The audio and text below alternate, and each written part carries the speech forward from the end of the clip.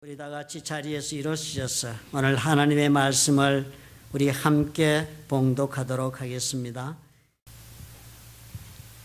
요한복음 10장 27절부터 29절의 말씀을 합독합니다. 내 양은 내 음성을 들으며 나는 저희를 알며 저희는 나를 따르느니라. 내가 저희에게 영생을 주노니 영원히 멸망치 아니할 터이요 또 저희를 내 손에서 빼앗을 자가 없느니라. 저희를 주신 내 아버지는 만유보다 크심에 아무도 아버지 손에서 빼앗을 수 없느니라. 아멘. 아무리 삶에 좋은 기회를 우리가 부여받았다 할지라도 육체적인 건강이 없으면 마음껏 인생의 기회를 누릴 수가 없습니다. 몸이 건강해야지요. 건강할 뿐만 아니라 힘이 있어야 되겠습니다. 그래서 강한 몸을 가지게 해주려고 우리가 운동도 하고 그리고 또 운동도 시키고 건강도 챙기고 그렇게 합니다. 감당할 수 없으면 아무리 좋은 기회가 있어도 쓸모가 없으니까요. 또 감정적으로도 그렇습니다. 우리의 영혼이 우리가 감정적으로도 강건해야 합니다. 담대하고 그래야만 바깥 세상에서 일어나는 변화나 새롭게 지게 되는 부담이나 이런 것들에 개의치 않고도 얼마든지 헤쳐나가면서 인생을 살 수가 있습니다. 영혼이 연약하고 나약하면 인생의 그 풍파를 만날 때마다 좌절하고 낙심하고 조금만 어려운 일이 있어도 포기하게 되어서 삶에 아무리 좋은 기회를 하나님이 준비해 두셔도 내 것으로 만들지 못하고 맙니다. 영적으로도 마찬가지입니다. 신앙생활이요.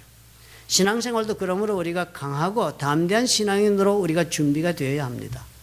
참으로 우리가 신앙생활 하면서 요즘 우리 가만히 관찰해 보면 어때요? 신앙생활을 시작하면 사람들은 하나의 착각을 하는 것 같아요. 내가 예수를 믿었으니까 이제 나의 삶이 순풍에 돛단 듯이 살기를 바라는 그런 소망을 가지고 예수를 믿게 된 사람들이 수도 없이 많은 것입니다. 오래된 신앙인들 가운데도 그런 생각을 가지고 신앙생활을 하는 분들이 한두 분이 아니지요. 주님을 내가 믿으니까 주께서 내 모든 삶을 순풍에 돛단 듯이 잘 나아갈 수 있도록 지켜주시고 힘든 일로 다 주께서 감당해 주셔서 내가 평안한 삶을 살도록 해 주시기를 그렇게 기대하고 사는 사람 많습니다. 신앙도 원리는 똑같습니다. 육체가 강건해야 삶의 기회를 다 누리며 살 수 있는 것처럼 영적으로 우리가 강한 신앙인들이 되어야만 그래야만 하나님께서 나를 위하여 예비하고 계신 영적인 축복과 삶에 하나님이 예비하신 복도 우리가 다 누리며 살 수가 있는 것입니다. 나약한 신앙인이 되면 안 돼요. 조그만 어려운 일에서 흔들리고 불평하고 혹은 또 그것 때문에 상처받고 그러시면 안 돼요. 이길 수 있는 신앙을 가지셔야 합니다. 그러니까 하나님이 연단하시는 겁니다. 성경을 보시면 우리가 어느 한 인물이라도 그냥 쓴 사람이 어디 있습니까? 하나님이 누군가 조금이라도 쓰고자 하시면 쓰기에 합당한 사람을 만들려고 고통을 주었습니다. 왜요? 고통이 훈련을 가져오니까요. 그래서 연단하고 그래서 힘을 길러서 하나님께서 감당하기를 원하는 일을 감당할 수 있는 사람이 되도록 먼저 만드는 것을 우리가 보지 않습니까? 신앙생활도 마찬가지고 우리가 예수 믿고요. 하나님께서 우리로 하여금 영적으로 어려움을 감당할 수 있는 강한 신앙인이 되기를 하나님 원하셔서 여러 가지 어려움을 우리 가운데 허락하시는 것입니다. 그럴 때 우리가 어떻게 해야 돼요? 우리가 그것을 외면하면 안 됩니다. 편하게 살고 싶어서 그냥 신앙의 길을 쉬운 길로만 찾기 시작하면 결코 우리는 영적으로 강한 사람이 되지 못합니다. 영적으로 강해지지 못하면 하나님께서 예비하신 영적인 복을 누리지 못합니다. 예수 믿어 좋은 일이 별로 없을 것입니다. 우리가 그것을 꼭 기억해야 돼요.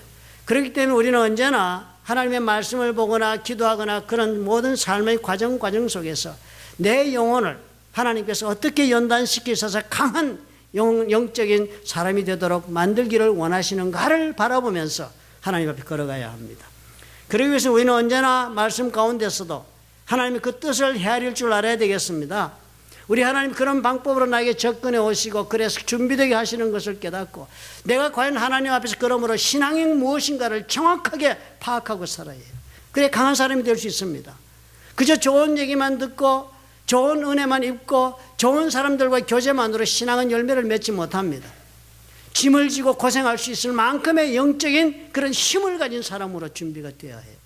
그러려면은 언제나 우리가 하나님께서 나를 어떤 가운데서 불러내셨으며 어떤 구원을 나에게 주셨는가 그리고 나를 향하여 하나님은 어떤 방법으로 앞으로 이끌어 가시려고 하는 것에 대한 나 나름대로의 명백한 인식이 있어야 되겠습니다.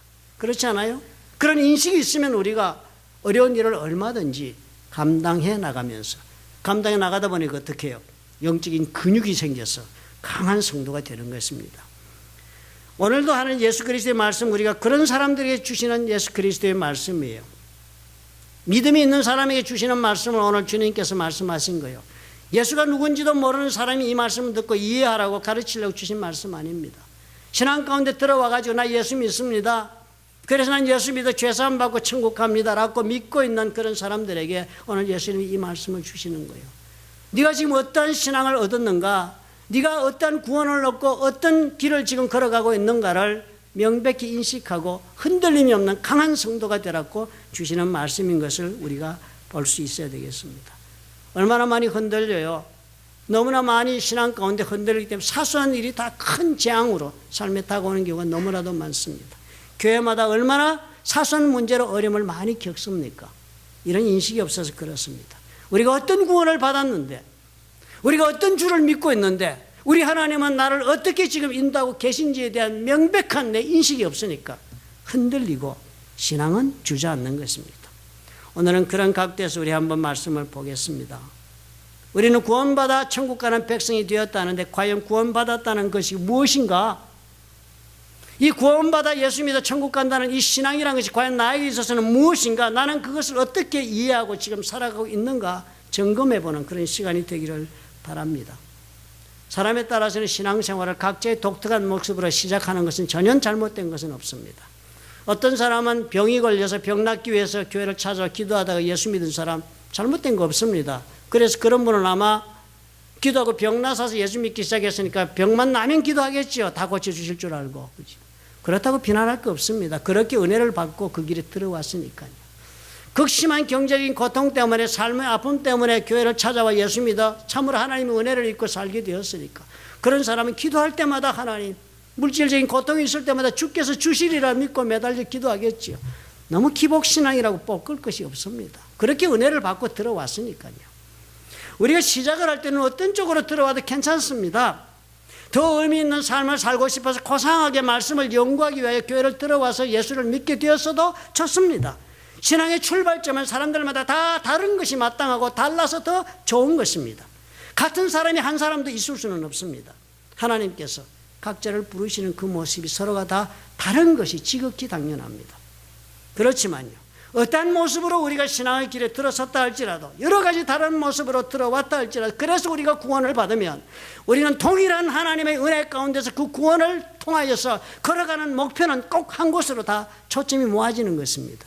여러 가지 다른 모습으로 이 문을 들어오셔도 그 다음에 가는 곳은 한 목적지를 향하여 한 대열을 이루어서 걸어가는 것이 신앙의 길이라는 것을 우리가 기억해야 합니다. 정확한 항로를 우리가 따라가야 해요. 놓치면 안 돼요. 나 나름대로 독자 노선을 걸으시면 멸망하십니다. 성경이 말하고 있는 정확한 한 가지 항로에 붙어서 그 항로에 충실되게 따라가야 해요. 예수를 믿는다면 이것이 바로 신앙의 길이라는 그런 분명한 인식을 가지고 있어야만 그게 가능하겠죠. 그죠? 신앙이란 결국 그래서요, 그렇게 하나님과의 관계 속에서 그 항로를 따라 걸어가는 길이 신앙의 길입니다. 우리 평생에 가는 길이 그렇습니다. 나 홀로 가는 길이 아니라 하나님과 나와 관계를 맺으면서 그 관계 속에서 걸어가는 길입니다. 무한한 능력의 존재이신 우리 하나님이시잖아요. 모든 것을 다 하시며 모든 것을 다 하실 수 있는 하나님이시고 이미 모든 것을 다 하셨던 분이시니 우리 하나님이십니다. 그런 하나님께서 오늘 예수 그리스도의 입술을 통하여 우리에게 주시는 말씀을 이렇게 적었습니다. 요한복음 10장 25절부터 26절이에요. 예수께서 대답하시되 내가 너희에게 말하였으되 믿지 아니하는도다. 내가 내 아버지의 이름으로 행하는 일들이 나를 증거하는 것이오늘 너희가 내 양이 아니므로 믿지 아니하는도다. 예수 그리스도와 양의 그 관계, 목자와 양의 관계가 있을 때에만 우리는 어떻게 해요? 그 귀에, 우리 귀에 그 말씀이 들린다는 거예요. 관계가 이렇게 중요한 것입니다. 하나님과 나와의 관계 속에 내가 정말 목자와 양처럼 서로 그런 관계를 맺고 있을 때에만 이 모든 말씀이 내 귀에 들리는 거예요. 이 모든 구원의 확신이 내 가슴 속에서 살아서 역사하는 거예요. 이 모든 하나님의 인도하심이 나에게 의미를 가지고 어떤 길이 있어도, 어떤 어려움이 있어도 용기를 가지고 걸어갈 수 있게 만드는 거예요. 이 관계가 이렇게 중요한 것입니다. 신앙이란 이런 관계의 형성이 있을 때 시작이 되는 것입니다. 오늘 돌아보시기 바랍니다. 나와 하나님과 관계는 지금 어떠한가 한번 점검해 보시기 바랍니다. 아무 하나님과 관계를 맺지 않으시고도 교회 잘 다니는 분이 수도 없이 많지요. 안타깝게도 많습니다. 하나님과 나와의 관계가 그냥 개떡같이 돼서 개떡 같은 신앙을 살면서도 아무렇지도 않은 성도도 수도 없이 많습니다. 그런 목사도 있고요. 신앙이란 어떤 관계를 내가 하나님과 맺는가에 따라서 결정이 다 되는 것입니다. 하나님을 정말 나의 창조주요, 나를 구원하신 나의 하나님이요, 나를 위해 그 아들을 십자가에 못 박으신 그 하나님인 걸 내가 알고 그런 하나님을 내가 의지하고 걸어간다면 그 관계가 어떻게 되어야 되겠습니까? 적합한 관계를 맺으면 그에 따른 은혜가 나에게 임하시고 나의 신앙도 그렇게 열매를 맺는 것입니다. 제대로 된 관계가 무엇보다 중요하죠. 하나님과 나와의 관계는 각자 점검하셔야 해요. 겉으로 다 그럴듯하다고 그럴듯하게 신앙이 이루어지지 않습니다. 다 같이 한 목소리 우리가 한 찬양을 불렀다고 우리가 다 같은 믿음의 길을 가지 않습니다. 우리가 다 같이 한 신앙 고백을 했다고 해서 우리가 같은 신앙 길을 걷지 않습니다. 나와 하나님과의 관계가 나의 길을 결정한다는 사실을 두렵게 알고 보아야 합니다. 예수님 그래서 말씀하세요. 그런 들을 귀가 있는 자에게 들으시라고 오늘 말씀하시는 거예요. 하나님과 관계를 맺고 있는 성도냐? 그렇다면 오늘 이 말을 들어라. 네 귀에 들릴 것이다. 첫 번째 말씀하시는 것이요. 우리는 전적으로 가능성이 없는 인간이었다는 거예요. 전적으로 우리는 아무것도 우리에게 좋은 것을 바랄 수 없는 절대적으로 우리는 부패한 존재였다는 거예요. 쓸데없는 인간이었다. 요한복음 10장 28절에 이렇게 말씀하세요. 내가 저에게 영생을 주노니 영원히 멸망치 아니할 터이다. 영생을 주어서 영원히 멸망치 않게 살게 하겠다는 뜻입니다. 영어로 보니까 조금 쉽게 이해가 되네요. 영원히 멸망치 아니할 터이요 그랬으니까요. They shall never perish 그랬습니다. 이 shall이란 조동사는요. 주어를 바꿔서 3인칭 주어에 shall이 붙으면 1인칭 주어로 바꿀 수 있습니다. 바꿀 때는 shall이 will로 바뀌어서 이렇게 됩니다. They shall never perish가요. I will make them not to perish 그렇게 바뀝니다. 내가 그들을 멸망하지 않도록 만들겠다 이렇게 말씀하시는 거예요. 우리 주님이. 내가 너에게 영생을 주어서 내가 너로 하여금 멸망하지 않도록 내가 만들겠다는 거예요. 그러니까 이 사람이 지금 상태가 어떤 상태입니까? 멸망의 길로 가고 있는 사람. 주님이 우리를 바라본 우리의 존재는 이렇습니다. 예수를 믿기 전에 그렇게 멋있어 보인다. 우리는 서로 칭송하고 아름답다, 이쁘다, 젊어 보인다. 우리 그렇게 사는 우리 존재는요. 예수님 보실 때 썩어 문드러진 존재요. 죄로 물든 존재, 아무것도 좋은 것을 바랄 수 없는 인간이에요. 고깃덩어리야. 그 이상이 아무것도 아닌 거예요. 우리는 그렇게 말하죠. 무슨 말씀을 그렇게 하십니까? 얼마든지 나는 좋은 생각도 하고 내가 좋은 일도 할 수 있는데 자유의지도 있는데 아담과 하와가 하나님과 함께 동산에 서늘한 동산에 하나님 걸으실 때마다 같이 교제하던 때가 지났습니다. 그런 하나님 저버리고 아담과 하와는 하나님을 떠나 살기로 낙원을 떠난 사람들입니다. 스스로 선택하고 선악과를 따먹고 하나님을 떠난 이후로 그 사람들은 어떻게 해요? 자기들이 길을 찾아 제 인생을 살고 있습니까? 아니요. Totally lost. 길 다 잃은 사람들이요. 어디를 가야 좋을지 무엇을 해야 해결을 할 수 있을지를 모르는 존재들이 된 거예요. 사실 우리 삶이 안 그렇습니까? 매일 여러분 살면서 명백한 내 삶의 문제에 대한 해답을 확신하며 사시는 분이 과연 몇 분이나 있겠습니까? 확신하고 있다면 아마 잘못된 것을 붙잡고 확신하고 있을지도 모릅니다. 우리는 전혀 자유의지가 있다 할지라도 그것을 마치도 이 팔이요. 내 팔을 자유롭게 쓰는데요. 물론이죠. 자유롭게 쓰지만 이 팔이 이쪽으로만 굽습니다. 세상에 늘 이렇게 당연한 것을 알고 사니까 이게 당연하지만 다른 창조물에서 본다면 왜 그게 반대편으로는 굽지를 않지요? 이거 핸디캡이네. 반대편으로 굽는 사람이 본다면 핸디캡이에요. 우리는 이거 하나 굽는 것으로 완전한 줄 압니다. 절대 완전하지 않지요. 로봇 팔처럼 바깥으로 돌고 360도로 회전하면 더 큰일 할 수 있는 팔이 될 수 있어요. 우리 자유의지란 것, 우리 그 선하다고 내가 스스로 믿는 내 본성이란 것이 이런 것입니다. 내 보기에 좋은 거요. 내 스스로 괜찮아 보이는 것입니다. 하나님 뭐라 그래요? 전적으로 부패한 인간. 인간으로서는 아무 좋은 것을 기대할 수 없는 존재들이다. 인간은 아무 능력이 없어서 자기 힘으로는 도대체 하나님을 찾아올 수도 없는 존재들이다. 그런 존재라고 하십니다. 그런데 불과 우리는 어떻게 해요? 기대를 가지고 삽니다. 인간에게 무슨 좋은 일이 있을 수 있을 것이라. 사람에게 기대한 사람이 기대했을 적마다 우리는 무엇을 경험합니까? 실망과 좌절을 경험합니다. 좋았던 세월이 있었던 만큼 아픔의 세월은 다시 찾아오고 인생에 대한 기대는 나를 실망 가운데 상처받게 하고 아프게 합니다. 그리고 결코 내 삶에 대한 해답도 어느 인간도 줄 수 없다는 것을 배울 때가 되면 아마 인생은 거의 끝나지 않겠습니까? 예수님 그 말 하시는 거예요. 멸망의 길로 가는 길밖에는 아무것도 없는 그런 존재들이다. 그런 너에게 내가 영생을 주겠다. 영원한 생명을 준다. 그래서 내가 멸망하지 않도록 너를 만들겠다 하시는 것입니다. 얼마나 감사해요. 우리가 그렇게 해서 예수 믿기 시작했다는 사실을 우리가 기억하라고 주님 말씀하시는 거예요. 아니 나는 그저 친구 손에 붙잡혀 와서 예수 믿었는데요. 주님 말씀하세요. 네가 구원을 받았다면 너는 그런 구원을 받은 것이다. 너는 그런 입장에서 그런 처지에 있던 너를 내가 구원하고 멸망치 않도록 해 주어서 네가 지금 오늘이 있는 것이랍니다. 얼마나 감사합니다. 우리가 이것을 인식하고 사셔야 해요. 사람을 너무 그럴듯하게 믿지 마시기 바랍니다. 그럴듯한 인생은 있을 수가 없습니다. 부패한 존재예요. 우리는 아무리 노력해도 우리가 생각하는 길을 갈 수 없는 존재들이에요. 예수께서 그 말씀하신 것입니다. 인간에게 기대한 자, 실망하지 않은 자 누가 있겠습니까? 그런 우리를 하나님께서 구원하셨다. 엄청난 사건이라 하지 않겠습니까?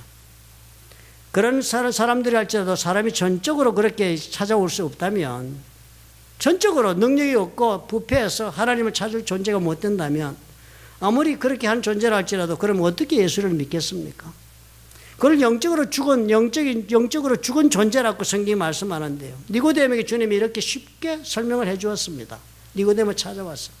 예수님 바라보고 정말 하나님이 보내신 사람이라고 자기는 확신하기 때문에 주님 찾아와서 주님 뭐라고 그랬습니까? 니고데모에게 진실로 진실로 내게 이르노니 사람이 거듭나지 아니하면 하나님 나라를 볼 수 없다. 영적으로 죽은 존재니까 영적으로 다시 태어나지 않고는 너는 결코 하나님 나라를 볼 수 없다.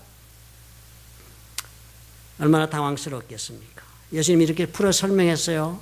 진실로 진실로 내게 이르노니 사람이 물과 성령으로 거듭나지 아니하면 하나님 나라에 들어갈 수 없느니라. 육으로 난 것은 육이요 성령으로 난 것은 영이니 내가 네게 거듭나야 하겠다는 말을 기이 여기지 말라. 이해하지 못하는 말로 그렇게 듣고 참 이상한 말씀하시네. 그러지 말고 받아들이라. 육체와 육체가 만나서 또 육체를 낳지 않느냐. 네 육체의 몸은 그렇게 난 육이다. 그러니까 이제 네 죽었던 영은 성령을 만나서 다시 살아나게 되면 그것이 바로 영적으로 거듭 태어나는 것이 된다. 그 말씀을 기이하게 생각하지 말라고 그랬습니다. 우리가 예수를 믿게 되는 것이 이래서 일어나는 것입니다. 우리는 아무것도 스스로 할 수 있는 존재가 못 돼요. 그러나 하나님께서 이렇게 우리가 정말 아무것도 한 것이 없는 우리에게 주님께서 무조건적으로 성령의 기름 부으심을 허락하셔서 성령께서 나의 죽은 영을 깨우치시고 거듭나게 해주시는 은혜를 베풀어서 내가 예수를 바라볼 수 있게 만드는 것입니다. 내가 주의 음성을 들을 수 있는 사람이 되도록 하나님께서 만들어 주시는 것입니다. 내 힘으로 한 것이 아니에요. 우리 힘으로 우리가 그렇게 내 자신을 살려서 갈 수 있는 존재가 못 되기 때문에 하나님은 그런 죽은 모든 영혼들에게 조건 달지 않으시고 오셔가지고 은혜를 베풀어 주셔서 예수를 알고 믿게 만들어 주신 것입니다. 저와 여러분 그런 은혜를 입었대요. 놀라운 은혜 아닙니까? 그런 은혜 나 받지 않겠습니까? 않겠습니다라고 거부할 존재가 있겠습니까? 전혀 거부할 수 없고 전혀 저항할 수 없는 폭포수와 같이 부어주시는 하나님의 성령의 은혜를 입은 까닭에 저와 여러분이 예수를 나의 줄 알고 고백할 줄 아는 사람이 된 것입니다. 얼마나 엄청난 은혜를 입었어요.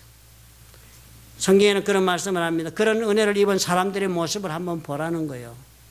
그런 은혜를 입은 사람들 모습을 한번 봐라. 얼마나 그럴듯하고 그만한 은혜를 입을 만해서 입은 자가 누가 있더냐? 누가 있더냐 하는 거예요. 하나님 말씀이 없다는 거예요.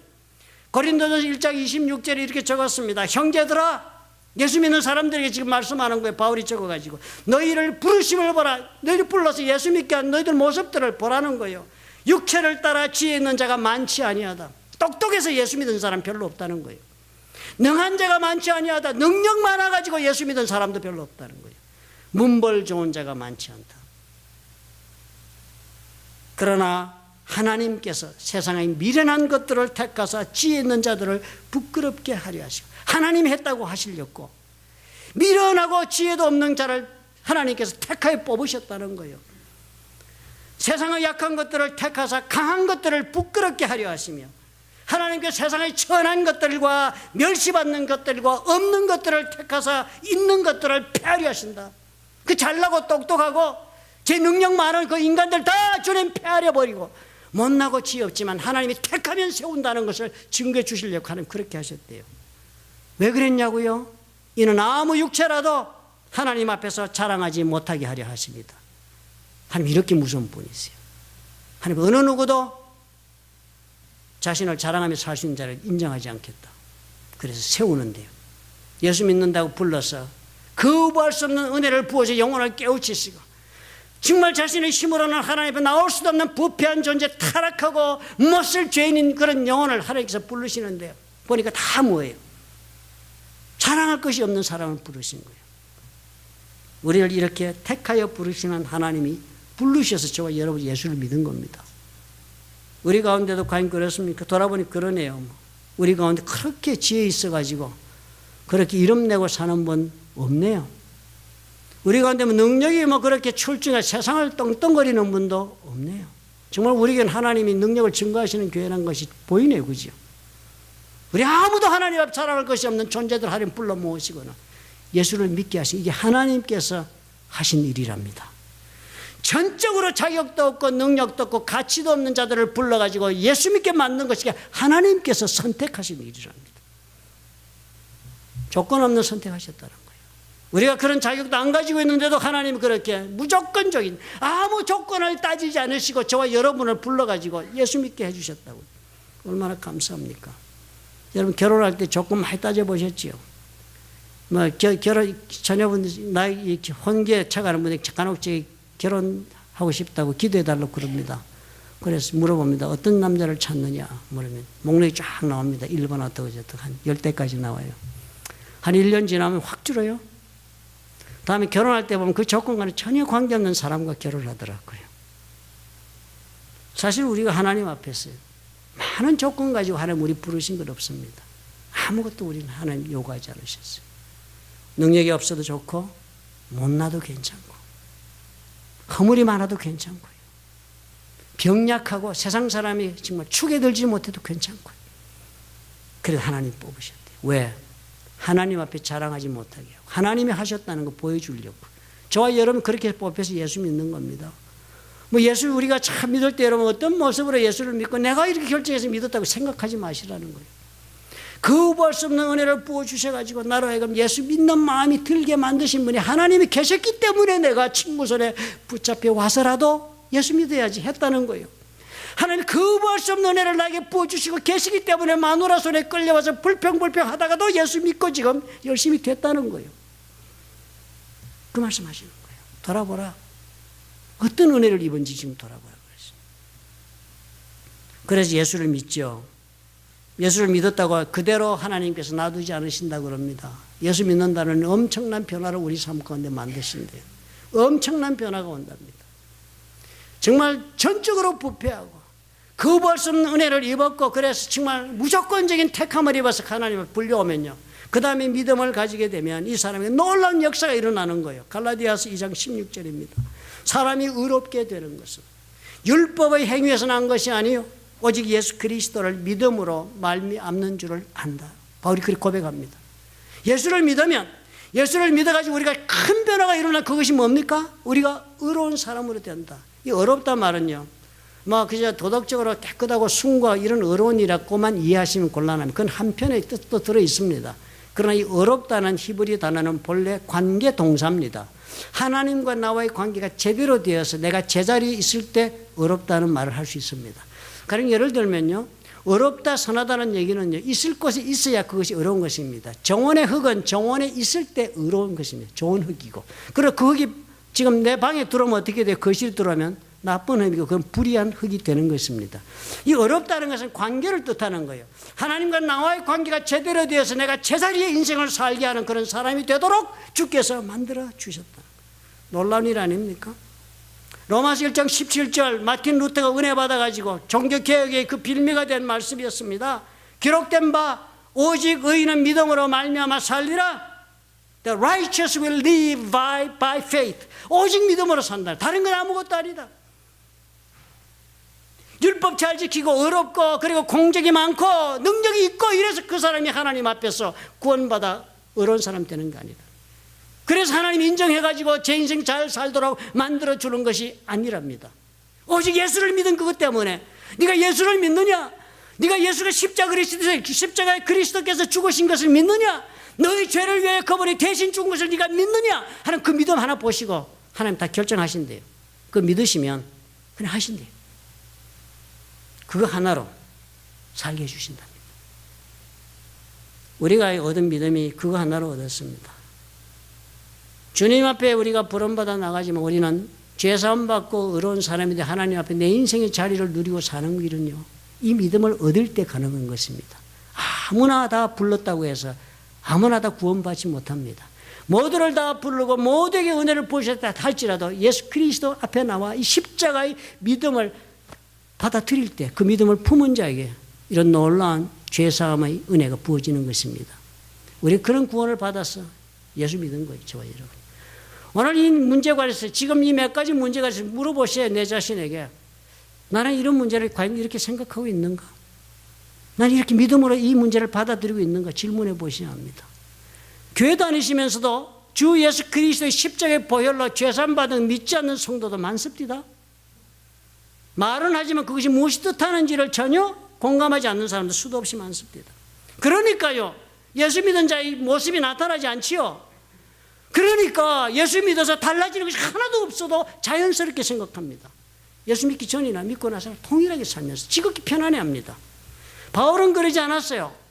예수를 그렇게 믿고 오직 의인이 믿음으로 말미암아 살고 예수 그리스도를 믿음으로 율법에 행해서 난 것이 아니라 믿음으로 어렵게 된다고 나는 믿기 때문에 바울은 이렇게 삽니다. 갈라디아서 2장 20절에 고백하기를 내가 그리스도와 함께 십자가에 못 박혔다. 그것은 바로 내 자신을 이제 십자가에 못 박고 내 정과 육이 십자가에 못 박힌 것과 똑같다고 그랬습니다. 그런즉 이제는 내가 산 것이 아니다. 예수 믿고 죄사함 받아서 이제 내가 사는 거 아니다. 오직 내 안에서 그리스도께서 사신 것이 된다. 이제 내가 그럼에도 육체 가운데 이렇게 살아가는 것은 나를 사랑하여서 나를 위하여 자기 몸을 버리신 하나님의 아들을 믿는 그 믿음 안에서 내가 사는 것이다. 그렇게 산대요. 예수님 그 말씀 이렇게도 다시 표현하셨습니다. 내 양은 내 음성을 들으며 나는 저희를 알며 저희는 나를 따른다. 주님 따르는 게 이거예요. 주님 따르는 것이 그냥 주님 가시는 길 따라서 갈릴리 호수를 산책하면서 뭐 즐겁게 인생 사는 거 아닙니다. 나를 부인하고 내가 살지 않고 이제는 내 속에 그리스도를 품고 그 그리스도를 믿는 믿음으로 오늘 여러분 사신다면 그분이 예수님 따라가시는 길입니다. 이런 신앙의 길에 우리가 들어와 있다. 이 길을 우리가 걸어간다면요, 주님이 우리에게 놀라운 말씀을 주세요. 그런 사람에게 하나님께서 어떤 약속이 있는가를 주님께서 이렇게 말씀하세요. 저희를 주신 내 아버지는 만유보다 크시다. 아무도 아버지 손에서 빼앗을 수 없다. 우리가 신앙생활 하면서요, 이런 믿음 가지고 걸어가면 신앙이 결코 뭐 그래서 순봉에 돛단 듯이 쉬운 걸음을 걷는 것은 아닙니다. 때때로 배는 침몰하게 구멍이 뚫어져서 물이 들어오는 일을 우리가 살아가며 당하기도 할 것입니다. 그럼 뭐라 그래요? 그런 외부적인 힘 때문에 내가 결코 멸망하지 않도록 버려두지 않으신답니다. 배는 가라앉을지 몰라도 나는 해변가로 갈 것입니다. 우리가 살아가면서 우리 삶 가운데 수많은 고통이 우리를 찾아오고 어려움이 우리를 침몰시켜 도전해 온다 할지라도 결코 그 모든 외부적인 힘에 의하여서 하나님의 성도인 내가 예수 그리스도의 하나님의 자녀가 내가 결코 멸망하지 아니하고 주님의 손 안에서 나는 신앙의 길을 끝까지 걸어갈 수 있도록 주께서 보장하신다는 것입니다. 이것을 가리켜서 은혜의 교리라고 부릅니다. 하나님의 전적인 은혜로 우리가 구원을 입어서 아무 자격도 없는 나를 살리시사 하나님께서 정하신 이 모든 길을 걷게 하시는 이 길, 은혜로 내가 이 길을 산다는 이 교리를 은혜의 교리라 부릅니다. 많은 사람들이 칼빈주의라고도 부르는 교리가 바로 이 교리입니다. 칼빈이 시작을 해서가 아니라 예수님으로부터 시작된 이야기예요. 그리고 사도 바울에 의해 확증된 것입니다. 우리가 잘 아는 성 아구스틴도 믿었습니다. 그 사람도 그래서 우리가 말한다면 칼비니스트가 될 수 있겠습니다. 종교개혁을 마틴 루터도 이 신앙을 믿었습니다. 뿐만 아니라 미국을 시작한 퓨리탄 청교도들도 이 신앙을 가졌습니다. 그리고 지금도 수많은 이반젤리칼들이 이 믿음으로 삽니다. 아무리 인생의 큰 성공을 이루었어도, 아무리 나의 소유가 많아져도, 아무리 내가 능력 있는 통치자의 자리에 올라간다 할지라도 나는 뭐예요? 전적으로 부패한 인간이야. 나의 힘으로는 아무것도 이룰 수 있는 것이 없는 사람이야. 나는 하나님의 은혜로 이렇게 사는 사람이야. 나의 이 모두 걸어가는 걸음이 주의 손에서 지금 인도함을 받아 끝까지 갈 수 있도록 주께서 나를 붙드신다는 믿음으로 가는 사람들이 지금 세상을 이끌고 있습니다. 미국을 다시 새롭게 하고 있는 것입니다. 저와 여러분 신앙 어떻습니까? 내 인생이 지금 어떻습니까? 침체해요? 고통이 많습니까? 억울한 것도 많고요. 이렇게 살다가 가는가 싶어 너무 안타깝습니까? 결코 그렇게 생각하시면 안 돼요. 주님이 끝나지 않으시면 우리도 끝낼 수가 없는 것입니다. 주님 우리에게 어떻게 끝까지 간다는 거예요. 끝까지 간다는 거예요. 신앙이 무엇이에요? 이렇게 우리를 바라본 하나님과 관계를 맺고 걸어가는 것입니다. 주님은 위대한 창조주가 되시기 때문에 그 주님의 그 크신 능력 가운데 내가 관계를 맺으면 그 능력이 나를 이끌어 갔습니다. 우리는 갚을 수도 없는 십자가의 사랑을 받았습니다. 갚을 수 없는 빚을 진 자가 된 것이요. 오늘도 그러면 우리는 생각해야 돼요. 오늘 내가 살아가는 내 인생을 생각하면서 바라보면서 내가 갚을 수 없는 빚진 자가 되었는데 어떤 모습으로 우리 하나님과 관계를 맺고 걸어가야 좋을까? 그 하나님의 사랑에 대해 나는 어떻게 반응하며 살아야 좋을까? 오늘 삶에 수많은 문제가 있지만 그럼에도 불구하고 이 문제 가운데서도 이러한 길로 나를 인도하시는 주님이 나의 주님이시라면 내가 어떤 마음으로 이 길을 걸어가야 할까? 깊이 생각할 줄 아는 그리스도인이 되었으면 좋겠습니다. 기도하겠습니다. 좋으신 아버지